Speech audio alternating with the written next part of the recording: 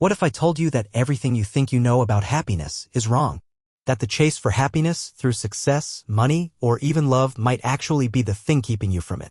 In the next few minutes, you're going to discover 5 psychological facts about happiness you need to know, backed by science, grounded in real human behavior, and one of them, number 5, might just change the way you live the rest of your life.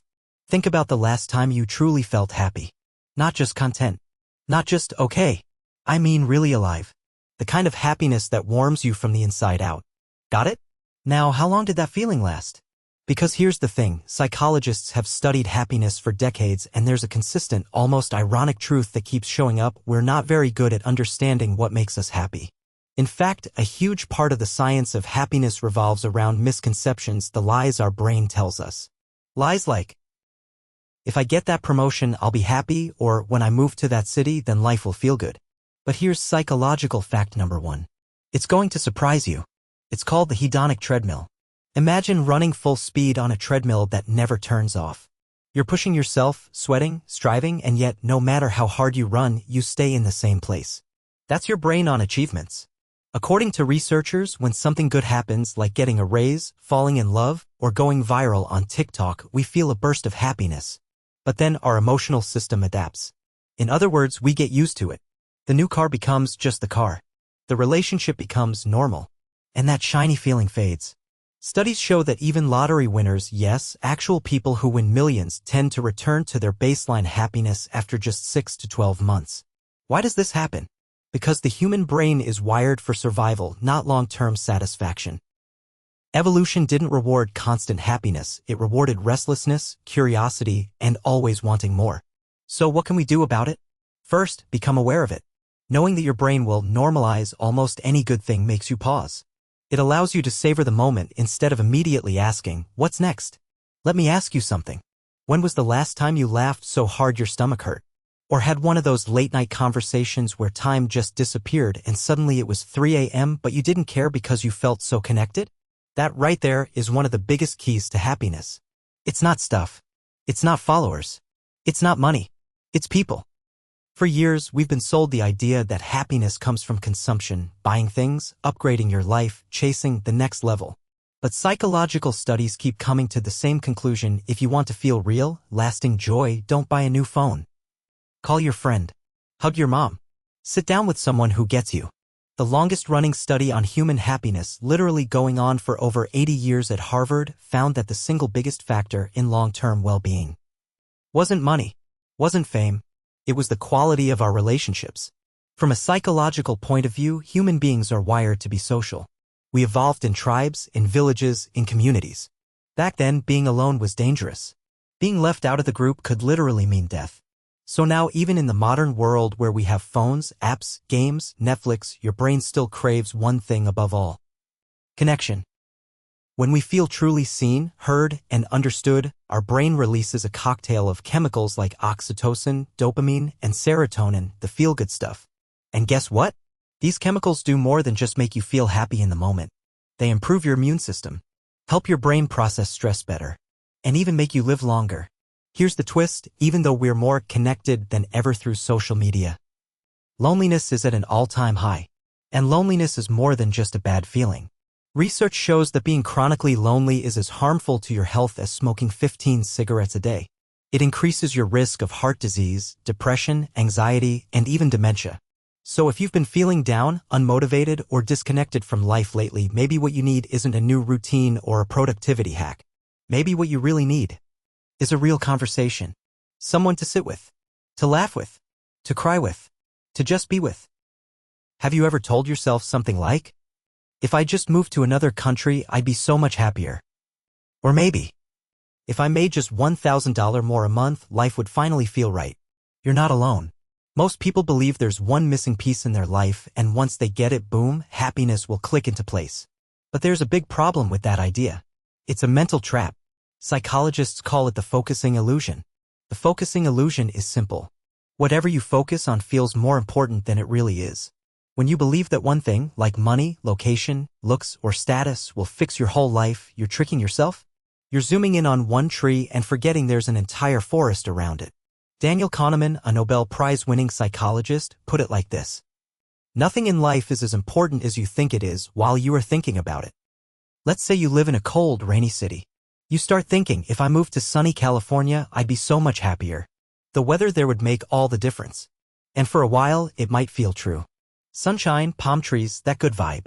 But after a few months, you get used to it. You adapt.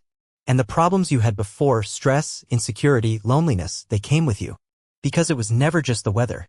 You focused on one factor and made it seem like the whole story. The more we buy into the focusing illusion, the more we delay our happiness. We keep saying, I'll be happy when. Things will be better once. But life doesn't wait for that once. And when it finally comes, we realize it didn't change us as much as we hoped. So how do we get around this brain trick? Simple, zoom out. Look at the full picture of your life. Don't let one factor, your job, your bank account, your relationship status, become the only thing you think about. Instead, ask yourself, what are 5 small things I'm overlooking right now that bring me joy? It could be your morning coffee, your pet being excited to see you, the way the sky looks before sunset, that one friend who always sends you memes. Those moments count, but if you're too focused on what's missing, you'll miss what's already working.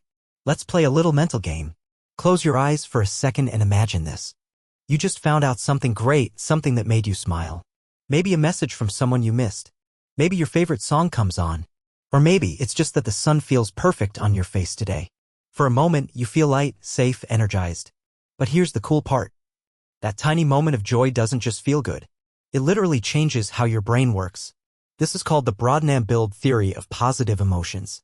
It was introduced by psychologist Barbara Fredrickson, and here's the idea. When you're in a negative emotional state, your brain narrows. It zooms in on danger. It gets tunnel vision. You go into survival mode, fight, flight, freeze. But when you feel positive emotions like joy, love, interest, gratitude, your brain opens up. It broadens. You become more creative. You think more clearly. You connect better with others. You're more open to trying new things. And that leads you to build new resources, skills, habits, relationships, confidence. That's the build part, all from a single moment of feeling good. Let's say you're having a stressful day. You're tired, overwhelmed, maybe even anxious. Your brain says, shut it down. Protect yourself. You cancel plans. You scroll endlessly. You say no to opportunities. But if, instead, something small lifts your mood, maybe a walk, a hug, even a funny TikTok, it changes the whole direction of the day. Suddenly, you're a little more open. You smile. You say yes. You get a spark. And that spark creates a ripple effect. That's the power of positive emotions. They literally build better futures, one moment at a time. Researchers have found that the more you cultivate positive emotions, the more they stack. They create something called an upward spiral, where feeling good leads to doing good, which leads to more good.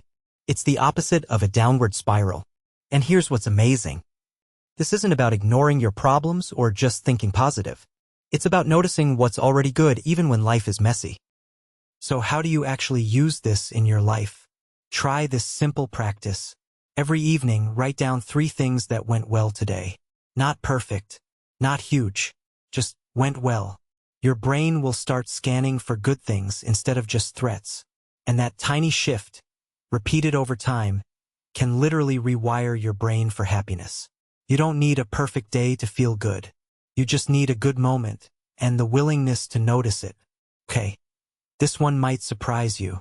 You've watched this far, so clearly you care about happiness. You want to feel better.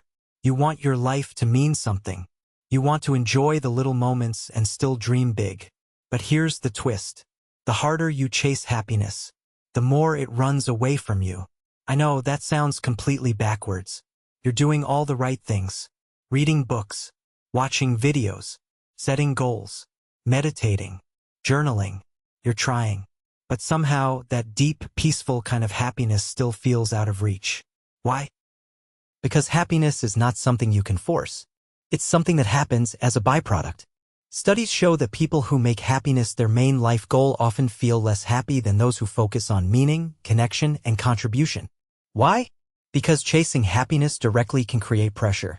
You start judging yourself. Why don't I feel happy yet? What's wrong with me? I'm doing everything right, but I still feel off. And that creates more stress, which makes it even harder to feel happy. It's like trying to fall asleep by thinking really hard about falling asleep. The more you try, the more it escapes you. Here's what the research shows.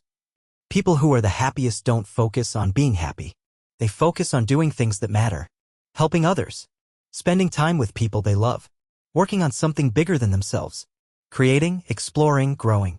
They let happiness show up along the way like a quiet guest that walks in when no one's watching the door. Maybe right now you're not feeling super happy. Maybe life feels heavy or complicated or just kind of dull. And maybe you've been thinking, when will it finally feel good again? But what if? You don't have to feel amazing right now? What if you just have to take the next meaningful step? Something small, something real? Call someone. Go outside. Help a stranger. Say what you've been holding in. These aren't grand happiness hacks. They're real-life things that plant real-life seeds. You've just learned 5 psychological facts about happiness you need to know. If this resonated with you, consider sharing it with someone who needs to hear it. And hey, don't forget to subscribe, because this channel isn't just about videos. It's about building a community that actually feels, that thinks deeper, that grows together. Thanks for watching. Take care of yourself.